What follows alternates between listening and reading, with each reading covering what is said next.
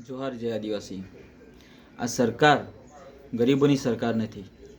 આ સરકાર ફક્ત પૈસાવાળાની સરકાર છે। આ સરકાર કોન્ટ્રાક્ટરોની સરકાર છે। આ સરકાર પોતાને ક્યાં ફાયદો થાય એની સરકાર છે।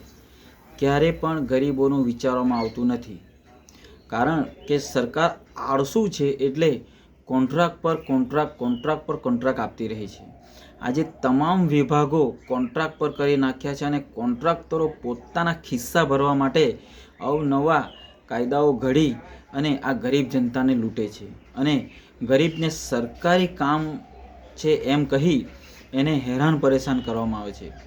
ત્યારે એક નવો કાયદો લઈને પાછું સરકાર આવ્યું છે અને એ પણ કોન્ટ્રાક્ટરો દ્વારા।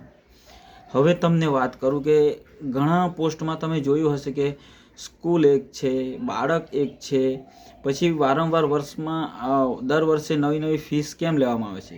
સ્કૂલ પણ એની જ છે, જગ્યા પણ ત્યાંની ત્યાં જ છે અને બાળક પણ એની જ છે, છતાં પણ ફીસ લેવામાં આવે છે। તો એવી જ ઘટના હવે આપણી સાથે બનવાની છે। તમે થોડુંક ધ્યાનથી સાંભળજો। મને 2 દિવસ પહેલાં કંટ્રોલમાં બોલાવવામાં આવે છે અને કંટ્રોલ સરકારી જે રાશન કાર્ડ કંટ્રોલ તરફથી એમ કહેવામાં આવે છે કે તમારી વાઈફનું કેવાયસી કરવાનું છે। હવે હું અને મારી વાઈફ કંટ્રોલ કેવાયસી કરવા ગ્રામ પંચાયતમાં જઈએ છીએ, તો ત્યાં આ કંટ્રોલે જે હવે કારસ્તાન કર્યા છે, સરકારે જે કારસ્તાન કરાવ્યા છે જે કોન્ટ્રાક્ટરો પર, કે એનું કેવાયસીના નામે એક મારા ફોનમાં એપ ઇન્સ્ટોલ કરી છે અને હવે પછી એ લાગુ થશે તો એ એપ દ્વારા અનાજ લેવામાં આવશે, એ એપ દ્વારા તમને સુવિધાઓ મળશે એવું કહેવામાં આવી રહ્યું છે। પણ મારા તમામ ગરીબ ભાઈઓની વેદના કોણ સમજશે? કે હવે તમે એક ગરીબ ભાઈ પર મોટો ફોન, એન્ડ્રોઈડ ફોન નહીં હશે તો એ કેવી રીતે અનાજ લઈ શકશે?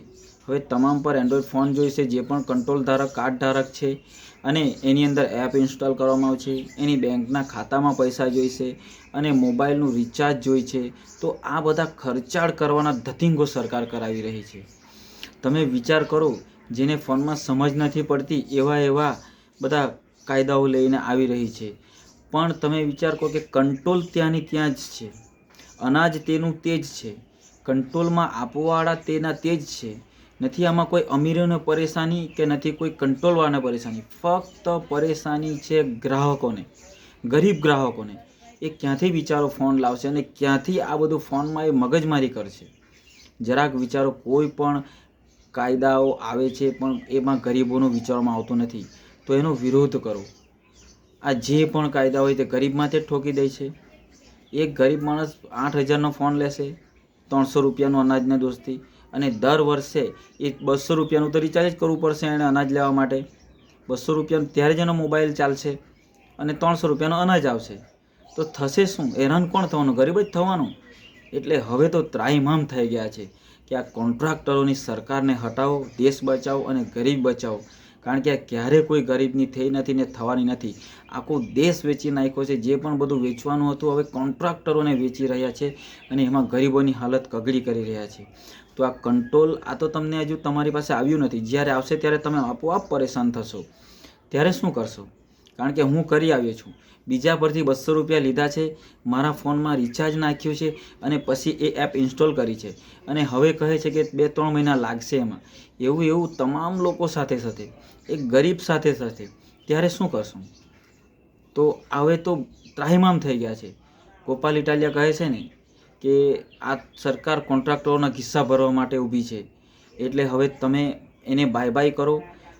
જે પણ આ ભાજપ સરકારના લોકો તમને આજીજી કરવા આવશે વોટિંગ માટે, એને તમારા હાથે એને તમાચા ફેરવો, ક્યાં તો એને મોઢે આશીર્વાદ આપો। કેવા આશીર્વાદ એ તમને ખબર જ છે। કારણ કે હવે ત્રાહિમામ કંટાળી ગયા છે કોન્ટ્રાક્ટરથી। કારણ કે આ ગરીબને હવે આ રાશન કાર્ડ હેરાન કરવાનું છે। એના માટે તો લોકો કંટાળીને કહેશે કે મને અનાજ જ નથી જોઈતું। તમારામાં એટલી જ તાકાત હોય તો ગરીબના ખાતામાં 1000 રૂપિયા નાખી દો ને, એની મેરે એ લઈ લેશે। પણ નહીં, આ બધા ફાયદા કંપનીને છે। આપણા નવો ફોન લેશું, કંપનીને ફાયદો, નવું રિચાર્જ કરશું, કંપનીને ફાયદો, બેંકમાં પૈસા નાખશું, બેંકને ફાયદો, બરાબર છે।